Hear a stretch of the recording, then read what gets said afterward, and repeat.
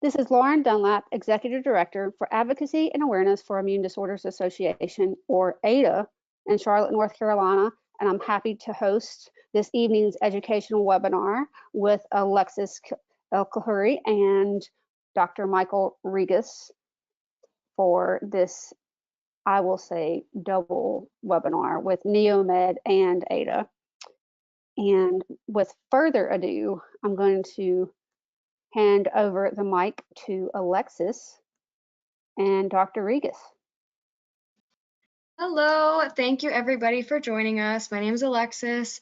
I am from NEOMED, so thank you, Lauren, for introducing us, and thank you for hosting us. It's always a pleasure partnering with you, with NEOMED and AAIDA for our SASP organization.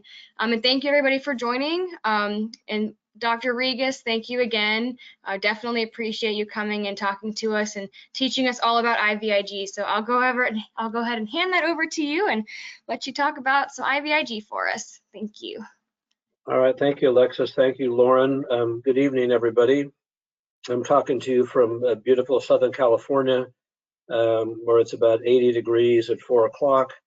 And I just came back from Nashville yesterday, where I met Lauren at the National Home Infusion Association meeting, where we get together every year to look at clinical, operational, financial, and patient issues around home infusion. And I gave a lecture on Tuesday morning about the use of IVIG in patients with renal failure and how to manage either new renal failure or existing renal failure with IVIG patients. So I may, if we have time, show you a couple slides from that presentation, which I have loaded up here. So Alexis just told me that some of the 13 attendees many of them were on the first part of this, and that some had to leave and abandon this session, and some new ones have come. So I'm just going to do a little quick review on how we got to where we are.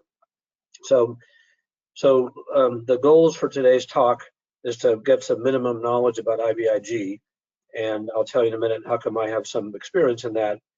But I'm going to talk about breadth and width of pharmacy careers experienced by me, understand impact of FDA-approved diagnoses for IVIG, understand the cost of IVIG to the payer, understand the cost of the therapy to the patient, which is mostly the true out-of-pocket cost, be aware of the impact of multiple IVIG formulations and subcutaneous IG formulations that are currently available. There's about 15, and be aware of the impact of the manufacturer shortages. So these, like the minimum amount of information that I hope everybody gets from this today. And we just talked about some answers. Why is FDA approval for such disparate diseases? We'll talk about that in a minute. What's the definition of a specialty pharmacy? Why does IVIG cost so much? Why is it so much work for a doctor's office and a pharmacy to get approval from the insurance company? Why is there so much difference in how insurance companies pay for IVIG? And we started off, I just talked a little bit about my career. I'm not going to go into that now. I didn't do this to brag. I did this to show you what could happen to what I thought would be a normal pharmacist. I graduated at USC School of Pharmacy here in Southern California, did a residency UCSF in hospital pharmacy, had several lead, chief, or director of pharmacy jobs in the hospital setting for 10 years, and then started to get in the home infusion world, on call initially, and then full-time. And that led to a continuous uptick from being a little, like a single option care franchise in the central coast of California, to eventually being the chief pharmacist for Apria Healthcare for the whole country, about 40 pharmacies in 22 states. And that led to the senior VP of clinical affairs at Crescent Healthcare, which had 10 pharmacies where I was in charge of the whole thing, basically. And that was where I learned about all my IVIG experience, starting with 2002. That led to a stint in Pennsylvania at Geisinger, where I was the Chief Innovation Officer for Pharmaceutical Care in this huge $4 billion health system. And then finally, that led to me co-founding Kava Fusion in 2010 and retiring from there last year as the Chief Clinical Officer and co-founder and co-owner. We basically grew that business from nothing up to about 400 million a year now. And so if anybody wants to talk about what did I learn in the 40 years of my career, we can follow up with that at the end. I don't want to go over that again because many of you already heard that. And Either you want to know more about it or don't want to do anything like me, because this just wanted to show you what happened to me and how it happened. And there was some objects here I talked about what happened during the 40 years, and then I branched directly into the home infusion world. I said that we do acute therapies, that is antibiotics, TPN, enteral, chemo, hydration, and pain, etc. And those therapies start today. The patient discharged from a hospital, and we have to start today, get the patient going. They may be on for a week or a month or 6 months. That's why they're acute. And then we have chronic therapies like IV and sub-Q IVIG that the patient likely is on for the rest of their life, and therefore that's why they're chronic. That also includes Remicade, Tysabri, other disease state management drugs or modifier drugs, as well as a lot of specialty pharmaceuticals. So here's a picture of our clean room. This is a common, I make them, this is about I've made about 30 of these so far in the last 20 years, and these are modular. Each of these panels is like a giant Lego set, and they all go together, and then you can take the room apart and move it if you want to. We have the hoods built in. So this is a HEPA filter here. The hoods are all around the outside of the building, and then these plexiglass hang down and make like a man-made hood, an artificially made hood that you can be much more ergonomically using, and it doesn't make so much noise and doesn't make so much heat. And you can stand up with your face against the window here and put your hands in and work easily. So let me just, I want to make this a bigger, I'm going to make the slideshow so you can see the whole thing. Why is it not going here? Custom slideshow, whatever, from current slide. Okay, let's see, there we go. All right. So just a little bit about the company. We basically employ about 1,000 people. I was employee number 2. And so in 10 years went from 2 employees up to 1,000. We have about 1,000 patients on service all the time, and we service patients in 44 states. And there's a lot of challenges matching supply and demand, so that your cost of goods, how much you pay for the drugs, how fast you get paid, you have to pay for the drugs you buy, how fast you get them delivered to you, what drugs you have in stock, and then of course, how fast you have to get paid, or how fast do you get paid, so you can not have to be a bank and be paying these people first before you get paid from the insurance company. So, and I was saying processes could be much improved if there was alignment of the interest of the drug maker, the physician, the patient, the payer, and the government, and the pharmacy. But as you might imagine, there's not much alignment between all those people and groups. So I talked about what happens. You get a referral, you get authorization, you talk to the patient, start them. I'll make this available to Lauren or Alexis when we're done. If anybody wants to have a special meeting afterward to go over the first part of these that we're zipping through, I'll be happy to do so. So then we working through the referral, we look for a definitive diagnosis. We understand what the insurance is going to pay under IG policy. Any other treatments, we highlight the severity of the condition, and then the insurance company may look at these various compendia to try and see if they're going to pay for this infusion therapy or not. And then after that, let's see if I can make it move down again here. Then after that, the pharmacist gets involved. Appropriate plan of care is created. We select the brand of drug. We make recommendations to minimize the side effects. And you may not recognize IVIG means it's going through an IV route, and SQ or SCIG means subcutaneous, and that means it's going into a needle into the skin. And both have their benefits and risk, and we'll talk about them in a minute. And then we coordinate the care between providers. We have an initial consult where we do these things. We establish the goals with the patient, and then we make sure everybody knows what the expectations and engagement are, because the patient is heavily involved in their own plan of treatment at home, because we're going to try to minimize the nursing and make them as self-functional as possible, if that is possible for them. Usually for IVIG doses, the nurse goes and does every one. Some patients get very good with that, and then they ask the nurse to leave after it starts and they finish it themselves. And then some Q patients are trained by the nurse, and then they basically are able to do it themselves, and the nurse doesn't go back anymore because the drug just goes in sub-Q. We manage the adverse reactions by slowing the rate, hydrating them, pre-treat with medication, and then sometimes we change from IV to sub-Q or vice versa.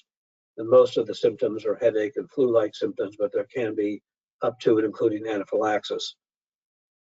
In care coordination, we try to discuss the treatment plan between the providers, the doctor, the nurse, the pharmacy, and the payer, so we know about the venous access, how fast it's going to go, what equipment's involved, how the drug's going to be stored, what else is wrong with the patient, what kind of allergies they have, and then patients have special requests. For example, they may want to have special kind of tubing or special kind of tape or things like that. They may think they're allergic to something else or may have had a good or bad experience with one of these things in the past. Now, here's the currently FDA approved indications, and this is where we got to last time. So I'm going to stop there and I'm going to show the screen of the drugs that are available.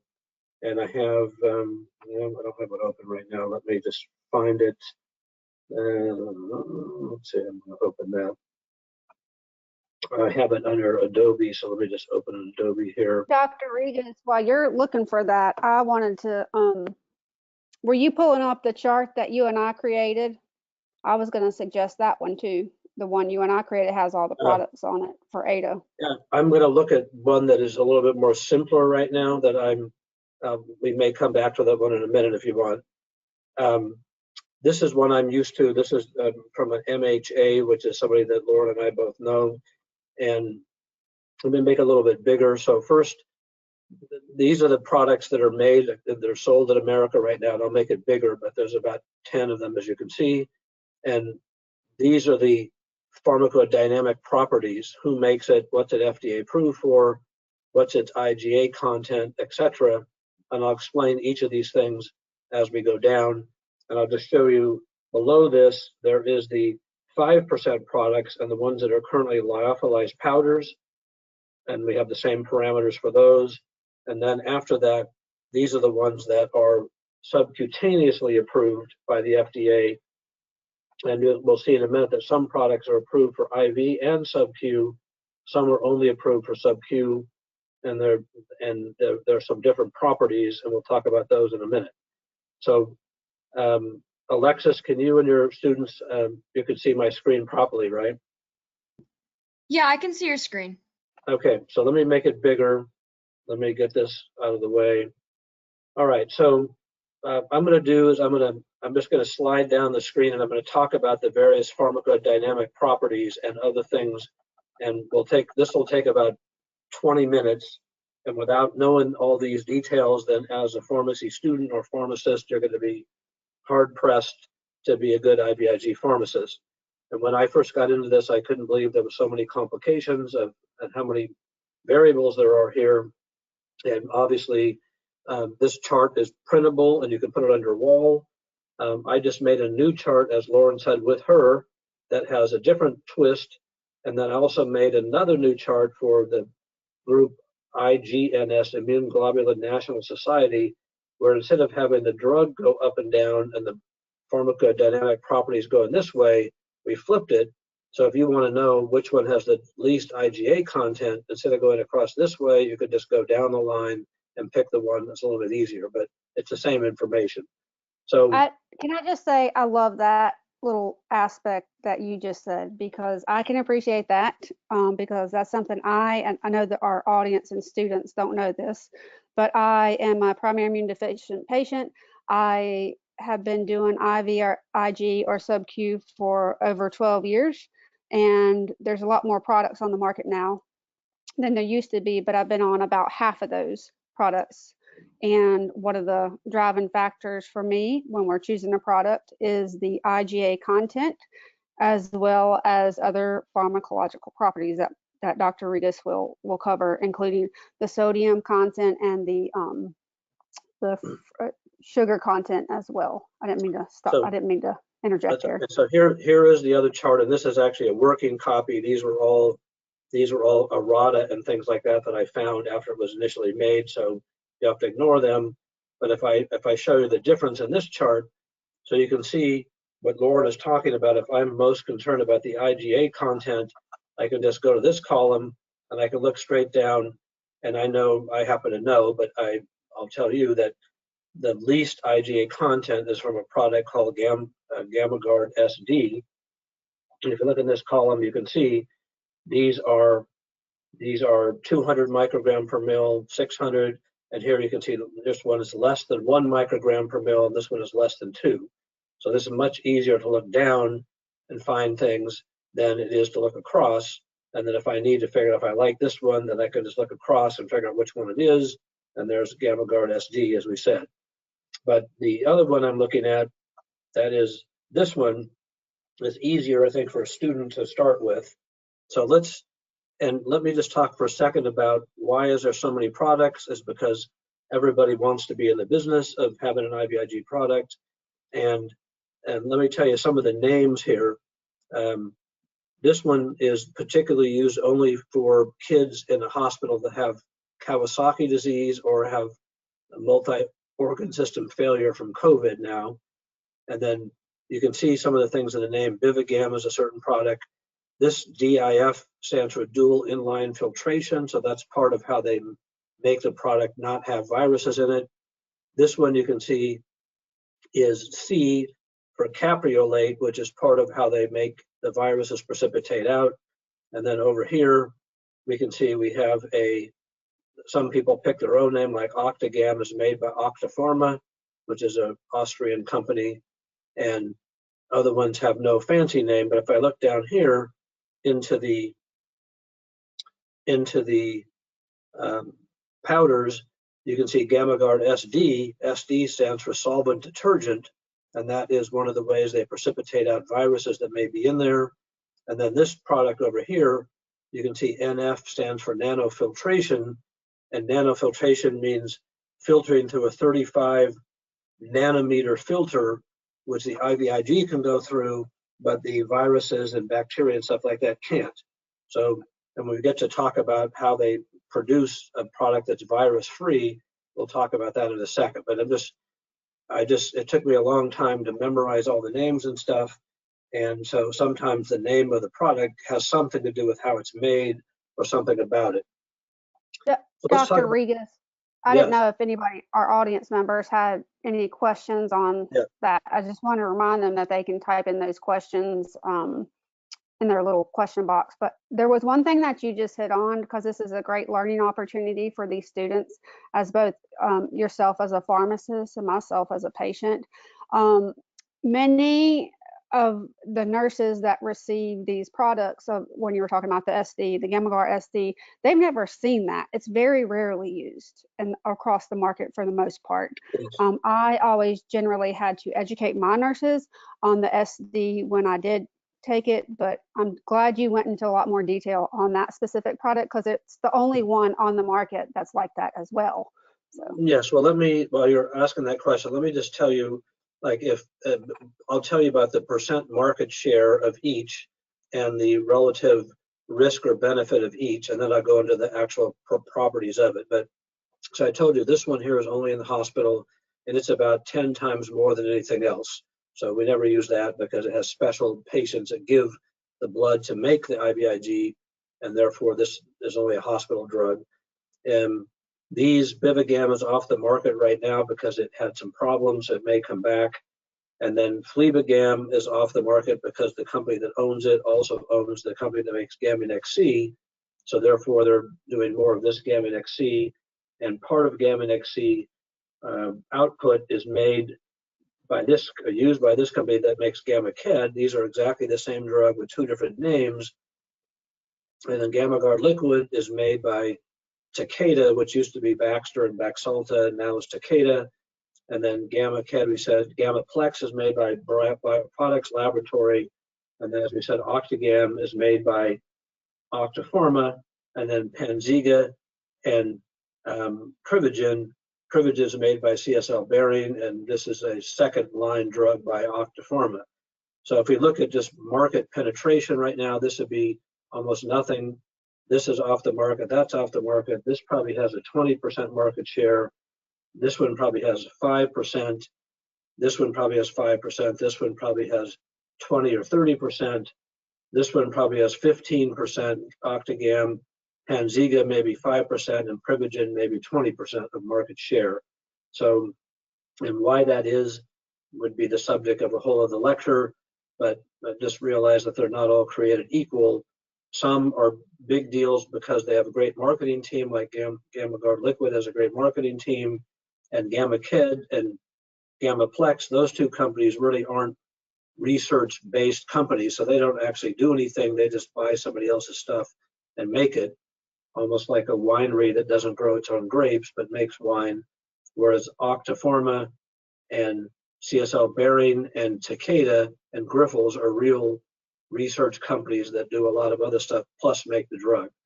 So let's go into the approved indications. This is FDA approved, and so you all know that. And you know, Lauren, I just said you all, not all you. I said all you, but you say you all. But anyway, No, so I say y'all. I I say know I y'all. don't. Let's just I never go say there, y'all. I okay? said all. I said all you. So you have to get first. Californian. Yeah, you have to get a first FDA approved indication so the drug can be sold in America, and then once it's FDA approved for anything, the doctor can pretty much do whatever he wants with it or she wants with it, but they have to bear the responsibility, obviously, if they just use it for anything.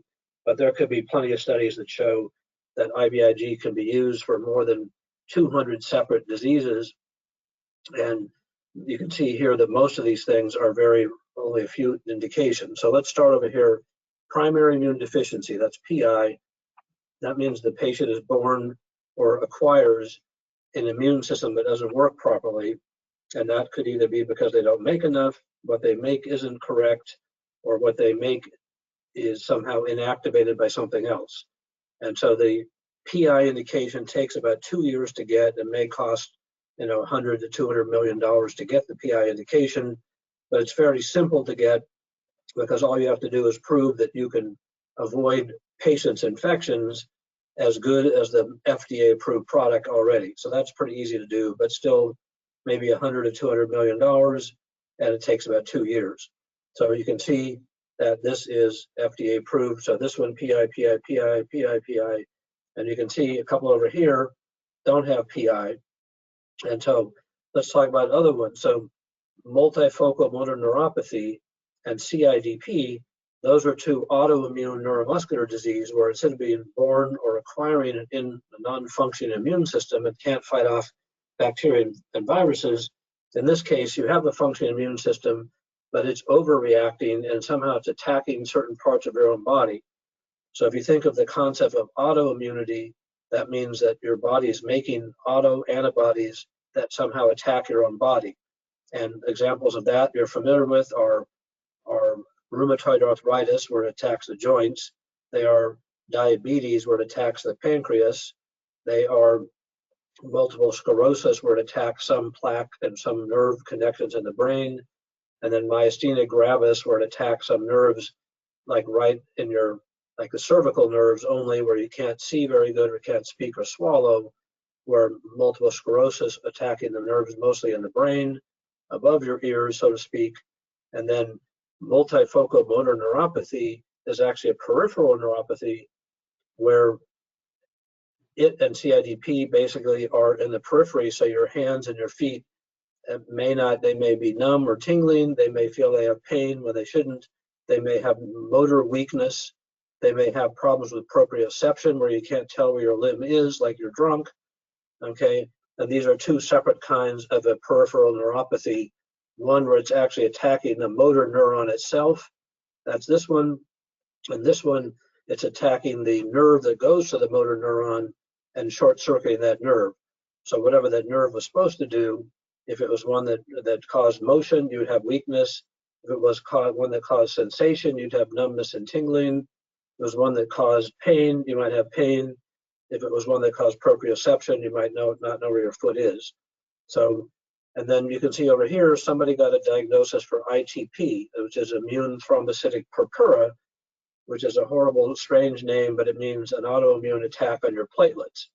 And if you have ITP here and chronic ITP, same thing, that means that the beauty of ITP is that it's fairly rare disease, but if they show up in the hospital with bleeding in the gums and their eyes and stuff like that, you can measure the platelets if they're low, you can give IVIG, and they get better in a week. So the whole ITP FDA approved trial, you could probably do 100 patients for maybe $20 million or $10 million, and you could do it all in 6 months. So ITP is a way of getting FDA approval quick, even though it doesn't apply to very many patients. So you can see over here, you can see finally chronic ITP here on their 10%. And so this means that they can't. So one other weird thing about FDA approval is if you're working for this company here, you can go talk to immune deficient doctors like immunologists, and you can go over here and talk to hematologists and oncologists, but you can't talk to neurologists, and you can't talk to over here, this one stands for dermatomyositis, which is a autoimmune disease of the skin and muscle together. So one weird thing, if you look here, Octagam 10% does not have a PI indication. So they cannot go talk to a primary immune deficient like an immunologist, but Octagam 5%, which we see here, strange but true, it has a PI indication. So if I'm working for Octapharma, I can go in and talk to an immunologist if I talk only about the 5%, and if I go to talk to a neurologist and I'm from Octapharma, I can't talk except for I can talk about dermatomyositis because that's a slight. You can talk to dermatologists and neurologists, but you can't talk to immunologists.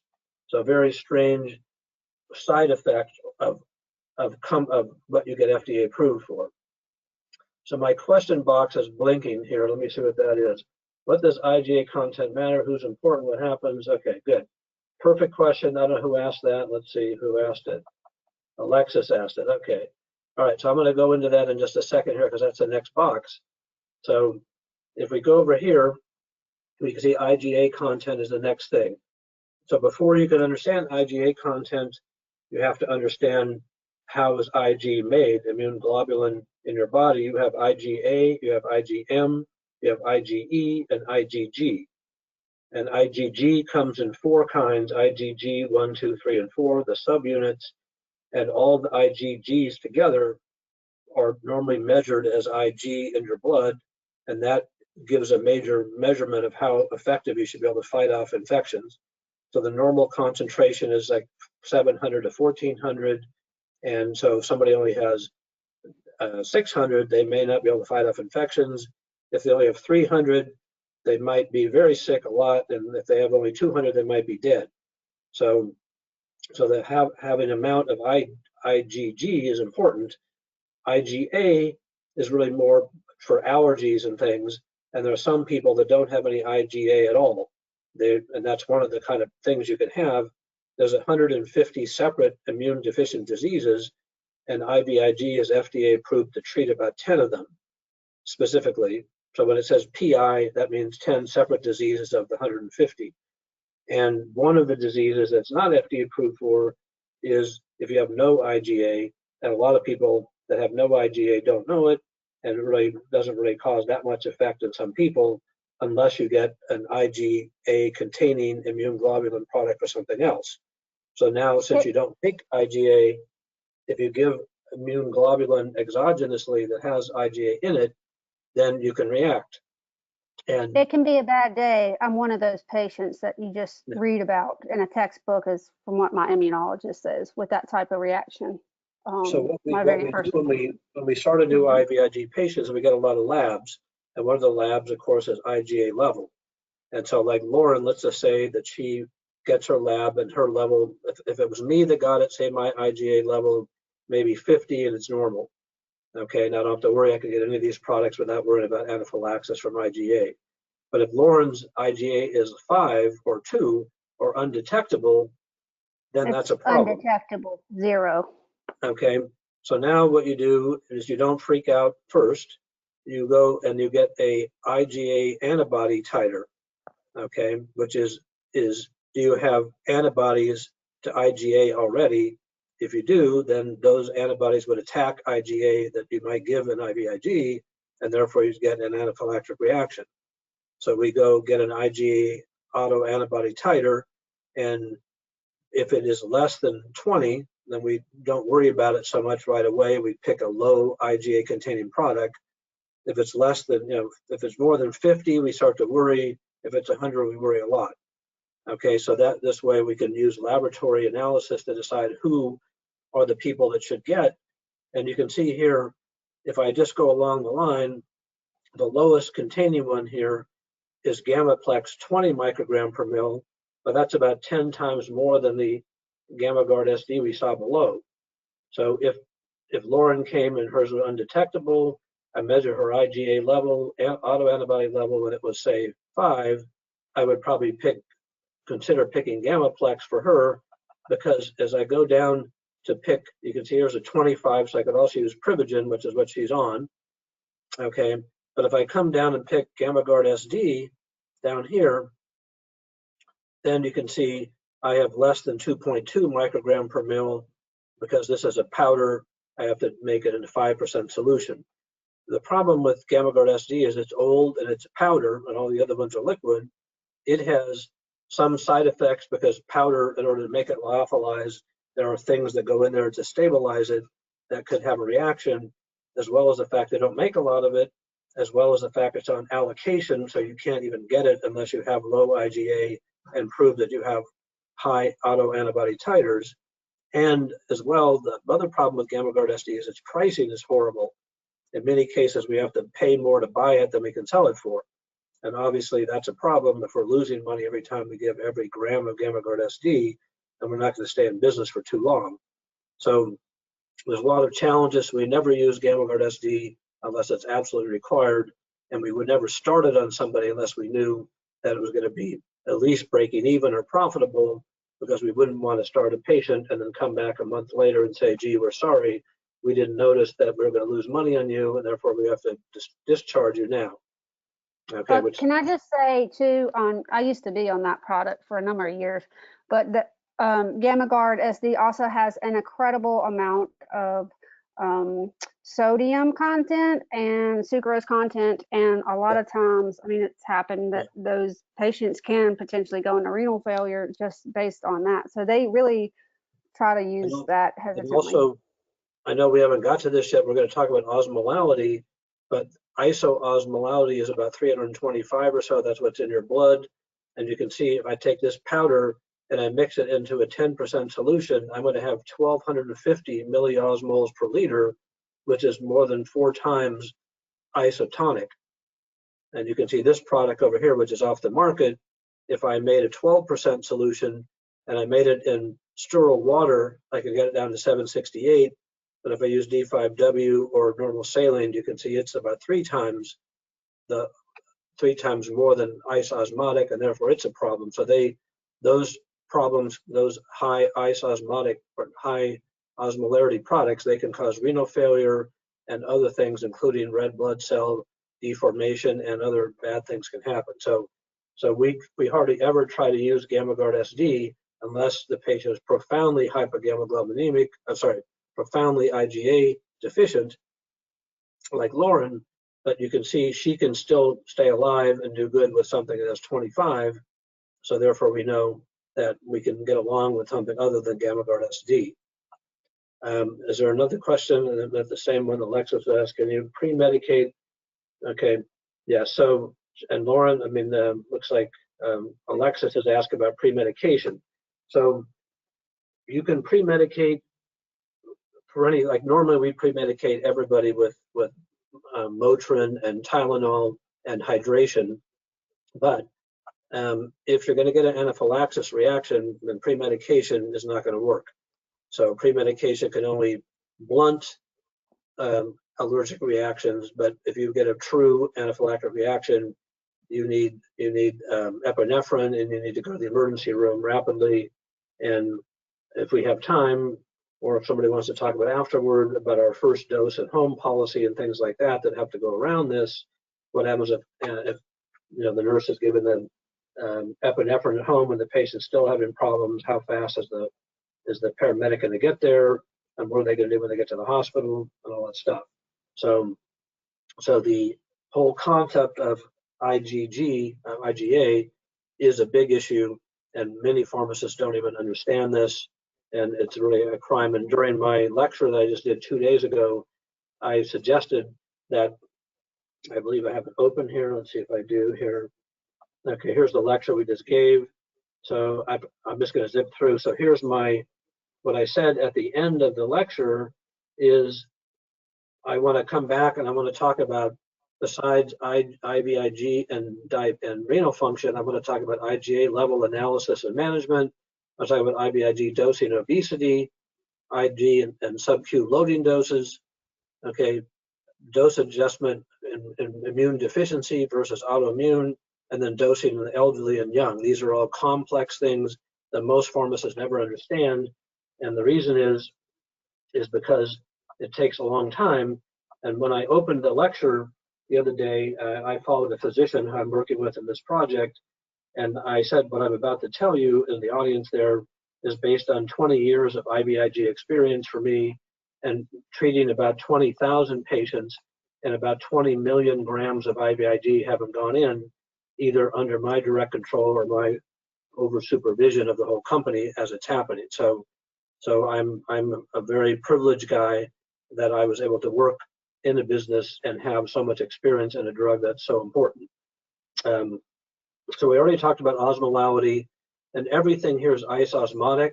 So in the chart that I showed you with IGNS, we got rid of it. So why do we care if everything's isosmotic, except for Bivigam, and it's off the market. So it's at 510. So we said we don't need to waste a whole row of information if everything is isosmotic. And then stabilizers, these are what they put in to make it stable in solution. And in the old days, there was one that had actually sucrose, and that was very bad on kidneys. But you can see all these either have glycine or sorbitol, or maltose, which are all better than sucrose and don't have as much impact on the kidney, or they have glycine, which is really a protein, and as opposed to a sugar. So right now, all the stabilizers, we took them out of the other chart too, because almost all of them have something that's acceptable, and we made a footnote for the ones that don't have something acceptable. So then sodium content, I know Lauren just mentioned it, but they all have such a small, low amount of sodium. We took that out as well, because the amount of sodium, you could never hurt anybody, even if you gave them 100 grams of IVIG a day.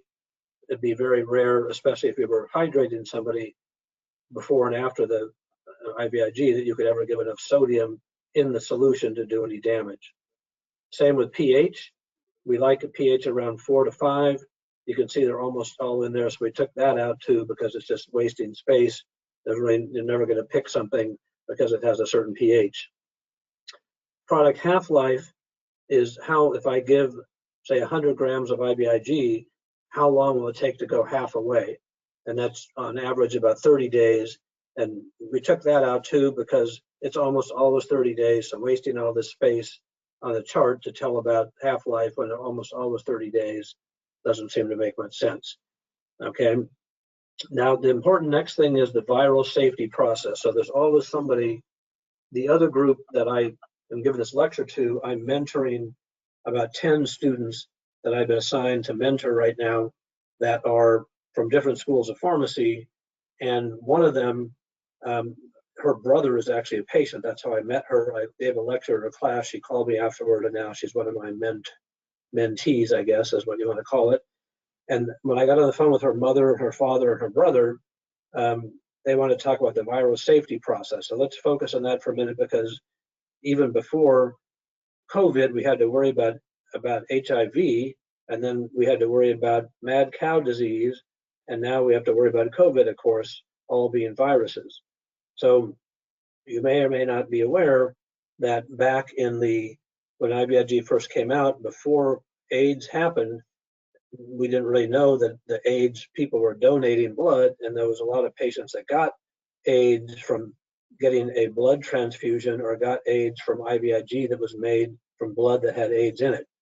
So around the year 2000, that was all put together, and each of these products has 3 different steps, at least, that are able to remove the viruses. And each of these steps does about a 1 billion-fold reduction of virus that may be present And if you do more than one, like if you do 2, then you get a, say, a billion-fold is 10 to the minus 9. And if you do 2, you get 10 to the minus 18. And if you do 3, you get 10 to the minus 27. So obviously, 10 to the minus 27 removal of any viruses that was there. So because of this, no one has ever gotten a viral infection from an IVIG product in America since about 2000. So I'll just describe some of the things. So over here, they do precipitate with soap, which is solvent detergent, the SD. Okay, here, and they also filter with a 35 nanometer filtration, which I told you before. Some over here use cold ethanol fractionation, and this they use ion exchange chromatography. They treat it with low pH. They do pasteurization, and they do solvent detergent, and they do nanofiltration. So this one does 5 steps. So that would be basically a 10 to the minus 45, or 10, 5 times 7, 10 to the minus 35 is what this would be. So this one would have almost never have a chance of any virus. This one, SD, nanofiltration, low pH, you can see how it goes. So if anybody ever asks you, I'm worried about getting a virus because I know this is made from blood products that are donated by various patients, then you can explain this concept. And then the next box, some of these drugs, they're all these ones were approved initially for IV, but some went ahead and got a sub-Q approval. And back in the day, before there was any sub-Q drugs, I was doing sub-Q using these IV formulas on patients whose veins are bad and or who I wanted to minimize side effects by not giving it IV. So you can see these are FDA approved only for IV. This one here is IV and sub-Q, but we can see the problem with this one is it's only 10%. And so if I want to give somebody a sub-Q product that's 10%, then the dilution, all the other sub-Q only products are 20% or 16.5%, and therefore there's much less fluid. So if I'm giving somebody a subcutaneous infusion, I want to use as little fluid as possible, of course, and be absorbed.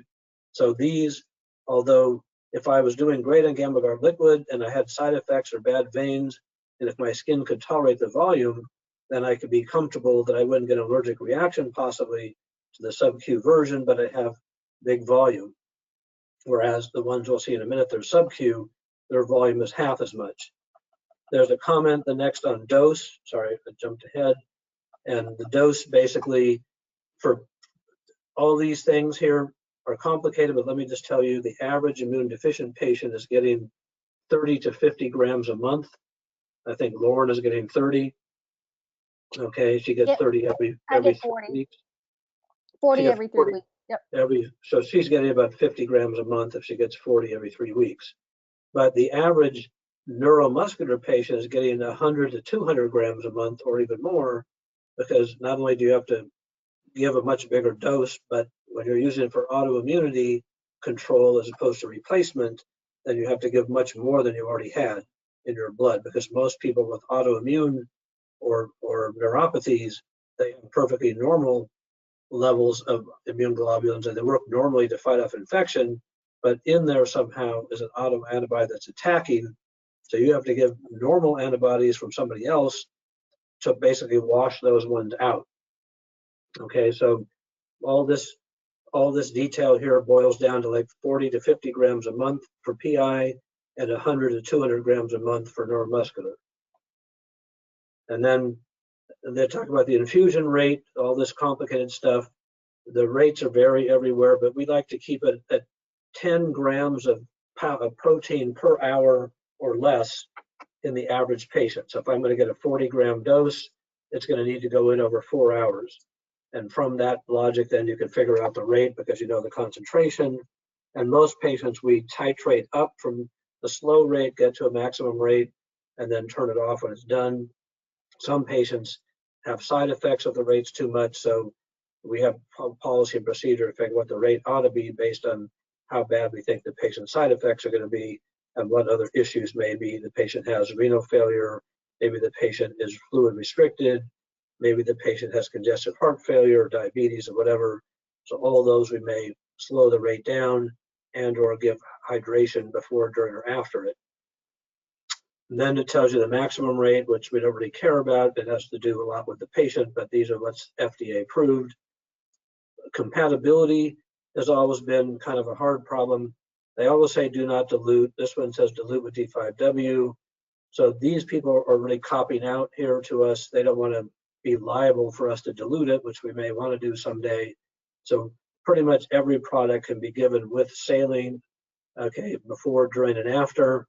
And we sometimes do that, and as long as you do it into a Y site, so it's mixing as it goes in, it's not a big deal. But these problems are always here because of the way this is written. Okay, I don't know if there's another question here. Pre-testing done in donor patients to determine have virus. Yes. I don't know if Alexis, if you're asking all these questions, but I'm gonna have to pay you for the lead-ins here. So I have another slide, not in this deck, but I remember it well. So it shows from the time the blood is donated, it takes almost a year before it's available for anybody to get as IVIG. So first you have to be pre-screened verbally before you go in there. Are you a drug abuser? Have you had infection lately? If you answered yes to any of those, they won't even take your blood at all. If you answer no to all those, and that you look like you're good, then they take your blood, spin it down, and then they do all kinds of testing on it, and they store it for 6 months before they actually start to process it, because they want to make sure nothing's changed. And then only after the 6th month, if nothing happens, then they process, then make the IVIG. So it takes about a year from the time the person donates the blood to the time it's available, and then usually has, as we see in the next box, the storage and shelf life. It's usually good for 3 years in refrigeration and 1 year at shelf in room temperature. Some drugs vary slightly, but that's the norm. And then finally, you can see that most of them come in sizes 5, 10, 20. Some are weird, 1.5, 2.5, 5. Okay, you can see there. So that we may, if somebody, like if Lauren needed a 40-gram dose, we'd probably use 2 20-gram bottles. But if those were short, we could use 4 10s or 8 5s or whatever we want to do. If we feel the need to not use the bottle, we can actually mix it in a clean room, and we could take 2 20 grams, which would be 200 mils each, and we put them into say a 500 mil bag in the clean room, and then we'd suck the air out and give Lauren a 40-gram bag all at once, so that she wouldn't have to spike the bottles, or the nurse have to undo them and spike another bottle, which could get air, could be a problem. So that's why the sizes are there. And then if we go down, we can see the next column is what we saw, the powders, and 5% the same pharmacodynamic properties come out over here. But I want to go to the sub-Q products before we end this sequence here. And you can see that the real sub-Q only products are Cuvitru, Cutaquig, Hizentra, and Hycuvia. So Hizentra and Cuvitru are 20%. Cutaquig somehow got a 16.5%, which is better than 10%, but not as good as 20 if your volume is a concern in your skin. And then over here, Hycuvia is really weird. It is basically GammaGuard liquid, but you give it with recombinant human hyaluronidase. You put that in first, it helps the tissue become more acceptable to fluid. And in this case, you could give up to 300 mil at once into the subcutaneous tissue. And what you end up with is like a bleb that looks like a big pancake, about 6 inches in diameter and about 1/2 to 3/4 of an inch deep, and it's raised and red, and it takes about 3 days to go away. Where these other ones, you might be using 4 sites sub-Q connected to the same needle, and each one might just only get 30 cc's for the whole dose, and they would be red and raised maybe 1/4 of an inch, and they might go away in a day or 2 or 3. And over here, I didn't show you, there's the drug Zembify, which is from Grifols, and it's 20% as well. So the complex issue is it FDA approved only to be given sub-Q? So these 20% ones can only be given sub-Q, never IV. Some of the IV ones that are 10% up above, they can be given IV or sub-Q, but the volume will be twice as much. And then we have this one-off one over here, which is 15 or 16.5% Cutaquig, which is made by Octapharma. So then that pretty much goes through all the various kinds of issues that they have. These are all references down here. So let me stop there and ask if there's questions. Can we, Lauren, do we have the ability to open this up to live questions if we don't only deal with typed in questions? They can type it in on the questions. Our platform doesn't allow us to just like open it up. Okay. I can try to unmute our audience. Let me just see how. Can we see them? Are there webcams on? That I can't do that, but I can try to unmute. Okay, I'm going going to open this. So I will say some of the questions that I put in aren't all mine. Yeah, so I shouldn't think you're that. So I shouldn't well, the think questions that no questions have come through. I'm just going to say I'm looking at the questions, so none have come through yet. You're typing in the chat, Alexis, yeah. But you know, if our audience members want to, they can, like I said, type in. So Alexis, I won't think you asked them all yourself and think how smart you are, but I still think you're smart. So oh, thank you. So somebody typed in some questions that I was thinking that might be cool for education purposes. So yes, why don't let's open it up either through Alexis or unmask everybody, because this is the more important part, is what are people thinking about? And obviously, Alexis, we'll probably have to have a third session to finish this off. I knew that was going to happen, but I'm willing to do that whenever you can organize it based on your schedules and tests and stuff like that. So so I'm going to stop talking and let people ask questions either live or however they can do it. So go ahead, please ask away. I'm going to be hesitant, but I'm going to try it on unmiking everybody just because of noise purposes, but we'll see. And if they have a question, they have a little hand icon where they can raise it and say, hey, I have a question too.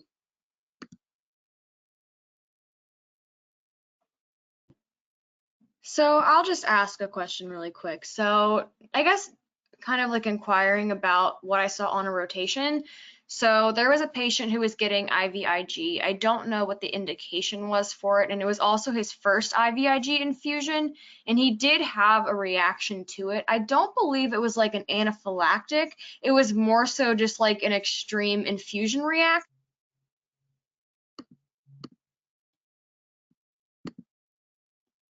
Oh, I got muted for a second. That was weird. Okay, so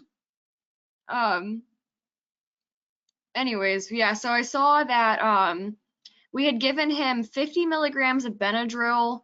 They gave 100 milligrams of, I think, hydrocortisone, and then some Tylenol.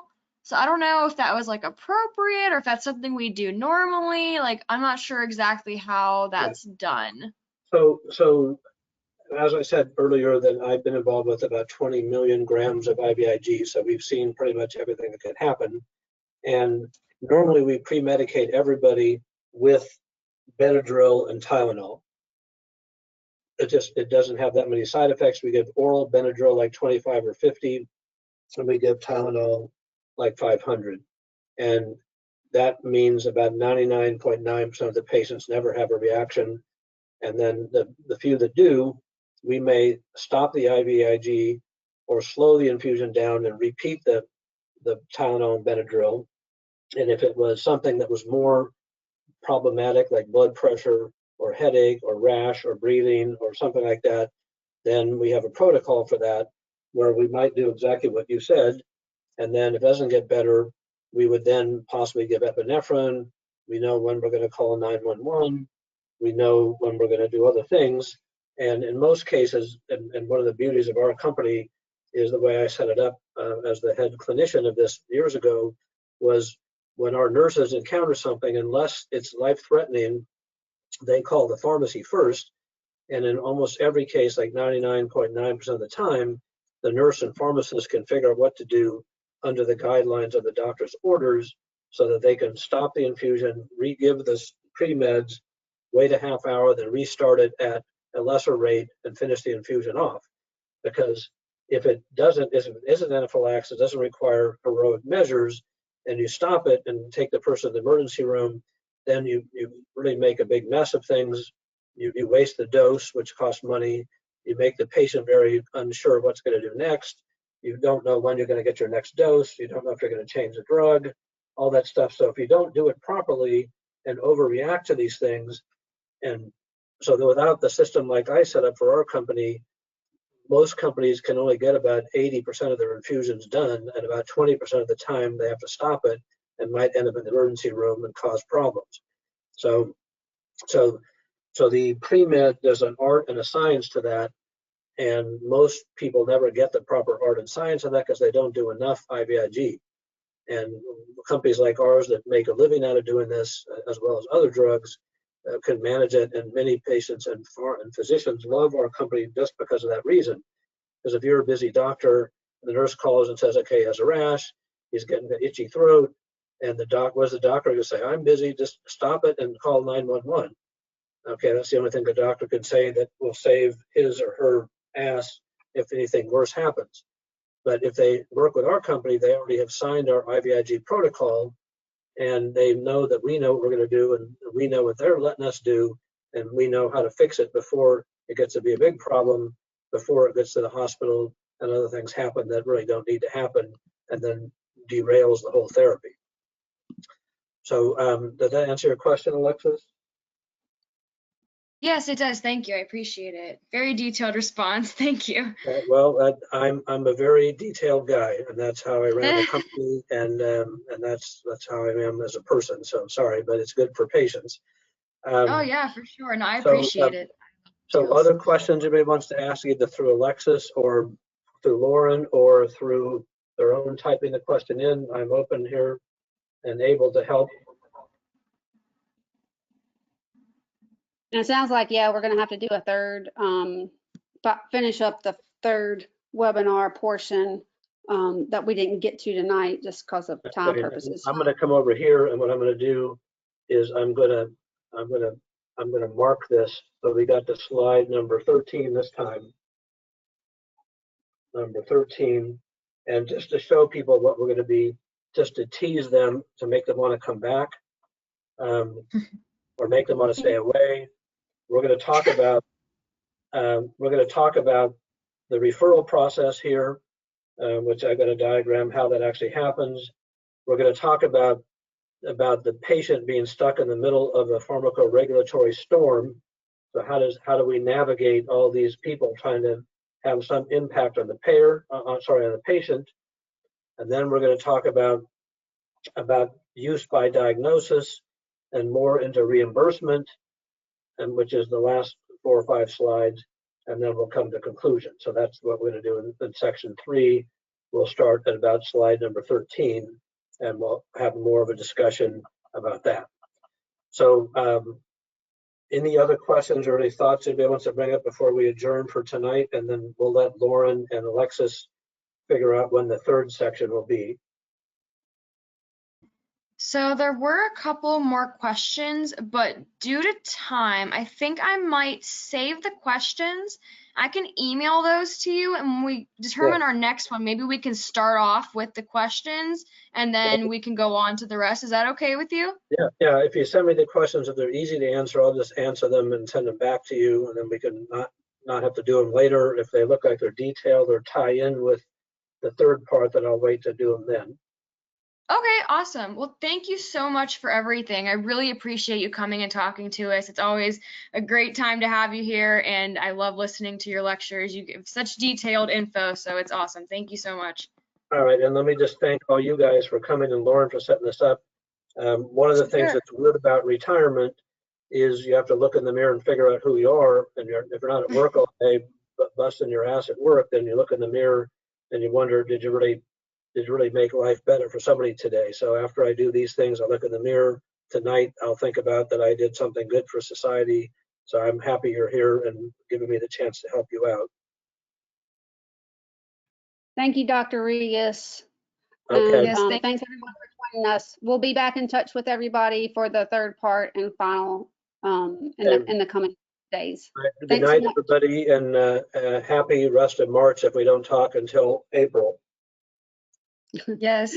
Okay. Have a great night, everyone, and happy St. Patrick's Day. Yeah, I'm going to go have Well, I'm going to have a margarita. I don't really like green beer, but There you see you go. all later.